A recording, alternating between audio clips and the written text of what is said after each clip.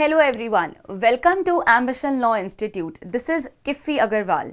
आज मैं आप सभी के लिए लेकर आई हूँ एनआई एक्ट का एक बेहद ज़रूरी जजमेंट, जो कि है section 139 of negotiable instruments act पर। और आप सभी जानते होंगे कि सेक्शन 139 नेगोशिएबल इंस्ट्रूमेंट्स एक्ट बात करता है presumption in favour of holder. मतलब कि सेक्शन 139 में बर्डन ऑफ प्रूफ जो है वो कंप्लेनेंट से शिफ्ट होकर अक्यूज्ड पे आ जाता है, क्योंकि हम प्रिजम्पशन रेज कर रहे हैं होल्डर के फेवर में। और आइए अब समझते हैं कि इस जजमेंट में क्या बताया गया है। जजमेंट हमें बताता है blank cheque voluntarily signed and handed over by drawer to whom to pay towards payment attracts presumption under section 139 of NI Act। Supreme court ने हमें बताया कि अगर कोई ड्रॉवर जो कि अपनी मर्जी से एक ब्लैंक चेक को साइन कर कर अपनी मर्जी से हैंड ओवर करता है पेई को, तो हम प्रिजम्पशन रेज करते हैं कि अक्यूज्ड ने, दैट मीन्स ड्रॉवर ने, इन डिस्चार्ज ऑफ लाइबिलिटी ही वो चेक जो है हैंड ओवर किया है पेई को।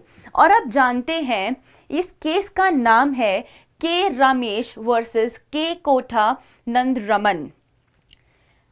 ये जो केस है, इस केस में सुप्रीम कोर्ट ने रीआइटरेट किया है कि ब्लैंक चेक जो है which has been voluntarily signed by the drawer and handed over to the payee towards some payment will carry the presumption and that it was issued in discharge of a legally enforceable debt। and I know कि आप सब ये बात जानते हैं कि अगर date legally enforceable है तभी प्रिजम्पशन रेस किया जाता है। तो इसीलिए ये हमें बताता है, इस केस में सुप्रीम कोर्ट ने रिलाई किया है बीर सिंह वर्सेस मुकेश कुमार की जजमेंट पे। तो हमें ये जजमेंट सिर्फ इतनी ही बात बताता है कि अगर किसी भी ड्रॉवर ने ब्लैंक चेक अपनी मर्जी से साइन कर कर पेई को दिया है, तो हम ये अनुमान लगाएंगे, हम ये मानेंगे कि उसने अपनी मर्जी से वो पेई को दिया है। तो इसीलिए अब बर्डन ऑफ प्रूफ कंप्लेनेंट पे ना होकर अक्यूज्ड पे होगा कि वो ये प्रूव करे कि उसने वो डिस्चार्ज ऑफ लाइबिलिटी में नहीं दिया है।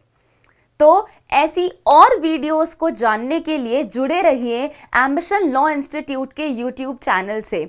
इस वीडियो को लाइक करें, शेयर करें। Thank you.